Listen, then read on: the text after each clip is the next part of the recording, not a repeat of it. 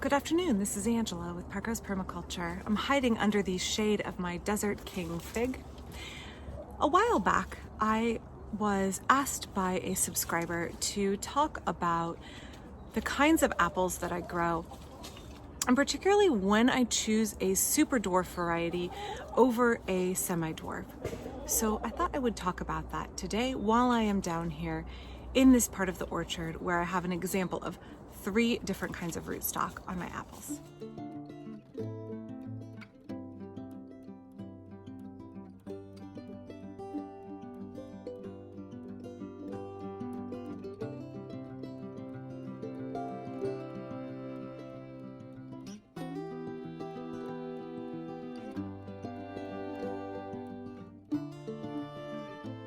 Now let's start with this apple behind me. This is Cox's Orange Pippin. It's one of my favorite varieties of apples, but it is kind of fussy to grow. In general, I don't grow things that are disease prone and difficult. I don't grow any divas in my garden. The 2 exceptions are my Ashmead's Kernel Apple and my Cox's Orange Pippin, because they're my 2 favorite apples, and I'm willing to put in extra work to get a yield from them. Now this is a semi-dwarf. I will have to check what rootstock it's on. If I can find it, I'll post it here. I grafted it myself at the Home Orchard Society, now called the Home Orchard Education Center. You could spend $5 and get rootstock and then graft your scions on yourself. And it was a great deal. If they have that program in the future and you want to get a bunch of rare varieties of apples, you should go for it. It's also really easy to learn how to graft. And for $5, it's not much of an output if it fails. And also, if the graft fails, you can reuse the rootstock and try something else next spring. So really worth it. The downside is that your apple tree will be tiny, just a tiny little whip, and it'll be years until you get a harvest. So this tree is 10 or 11 years old. Now, I said in one of my videos earlier when I talked about bagging against codling moths that I don't generally bag the ones down here in the chicken run, and that's true, but I had extra bags and I wanted to do an experiment. So I bagged about 25% of the apples on this tree. These trees get less codling moth pressure than trees in other parts of my garden where the chickens and ducks do not free range, but they still get some. So I want to make sure that I run a little experiment here and see what it looks like if I maybe want to think about bagging all of my apples in future years. Takes me about an hour per tree, so worth it for the output of 70 to 80 moth-free apples. So the forest floor here is pretty haphazard. I put all sizes of prunings and leaves and chop and drop down here, from whole branches to wood chips to just straight up leaves. And I let the chickens work through them however they will. I find that different sizes of organic matter take different periods of time to break down and provide different benefits. So this tree is grafted on semi-dwarfing rootstock, and that means it'll probably get about 15 feet tall if I let it. Now, I don't let it. I keep it about 8 feet tall, and that means quite a bit of pruning on my part. You can see here I keep the center of the tree nice and open for good air circulation, which might be part of the reason I don't get any apple scab. The other reason I don't get apple scab on this tree is that I keep the first set of branches about 2.5 feet off the ground. And that means that the raindrops that hit the ground and bounce back up don't hit the lower branches of the tree, so apple scab can't get up into the tree itself. Oh, and a chicken has come to Let me just show you what happens when I try and make a video and squat down in the orchard for any period of time. I get a visitor, or 3, trying to climb up into my lap. What you doing there, baby?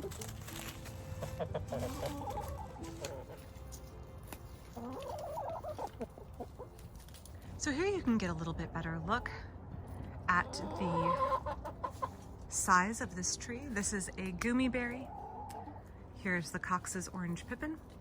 Behind it are 2 figs, Negron and Desert King. Ziziphus jujuba, jujubes here, quince, another apple, which I'll get to in a minute, and another apple, which I'll get to in a minute. So benefits of growing a semi-dwarf tree are that you can branch it a little bit higher, which is preferable if you have apple scab. It is not as vigorous as a standard apple tree, which makes it easier to prune to the size that you want. I still have to prune this a lot. It gets a lot of water sprouts on it compared to my super dwarf trees.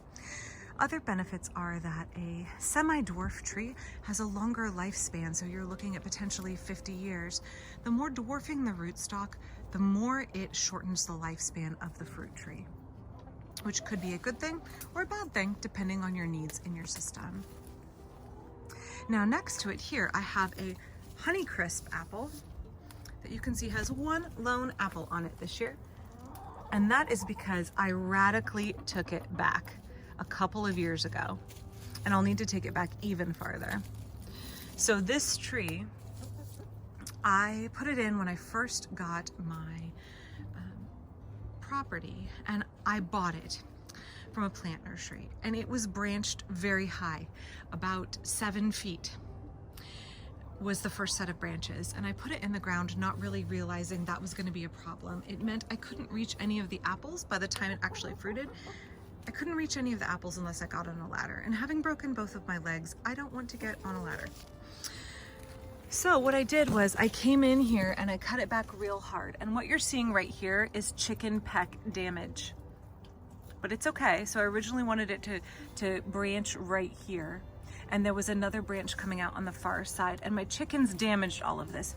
But down below you can see it's still living, and then the graft is lower down. So this is a standard apple, and it would get very, very large if I didn't prune it, but I can keep it really small by diligently pruning it. So now my hope is that this apple will live a long productive life because it's on a more vigorous rootstock, but at the same time I will keep it, again, open center, I will keep it very small so I could reach all of the fruit. My goal is to keep it a little bit shorter than this tree. I like to have a stack of plants for both visual interest and accessibility.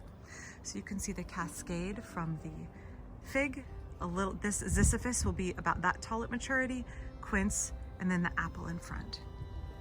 Now, my last tree in this part of the garden is a Liberty apple. If I had to do it again, I originally had a Roxbury russet in this part of the garden, and it died. So when my Roxbury russet that I grafted myself died, I decided to put in a Liberty because my kids really like them. Now you can see here, this is a little bit of a wonky tree too. This is on super dwarfing rootstock. This tree is 6 or 7 years old. It had 2 leaders coming out from it, and this is a danger of growing a small tree in with poultry. They broke and damaged one. So what I ended up with, you can see the graft down here. What I ended up with, instead of having 2 central leaders and training this one, I ended up with a really horizontal tree. And I propped it up for the first few years, and it's probably gonna get propped up again this year once it gets laden with fruit. Now you can intentionally, there's a French training method of intentionally leaning and laying over an apple, not quite an espalier, but leaning it over so all of the fruit is down on the ground where you can reach. But unfortunately, that's not necessary for this apple because it's a super dwarf apple, meaning it's probably only going to get 6 feet high if I don't prune it. It does not send up lots of water sprouts, and it grows very slowly. Downsides of this tree, it probably will live 20-25 years max. Upsides are I can reach all of the fruit with ease, and it fits in a small space. So I just had this little corner here. I didn't want to put a full-size tree in this space because I wanted some sun for the chickens. They like to dust bathe in this area.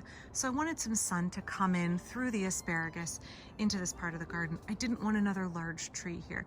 The solution, put a super dwarf in, knowing that it will produce a good set of apples for 15 years or so, and that's all I'm going to expect out of this.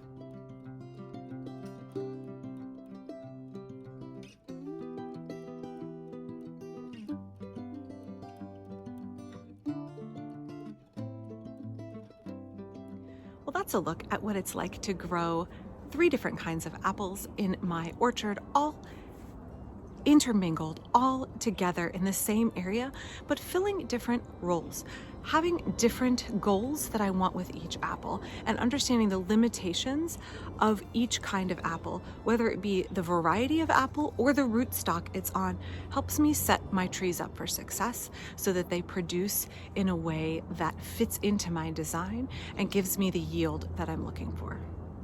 So if you enjoyed this video, please give it a thumbs up and please subscribe, and you can check out my Patreon in the description. Thanks.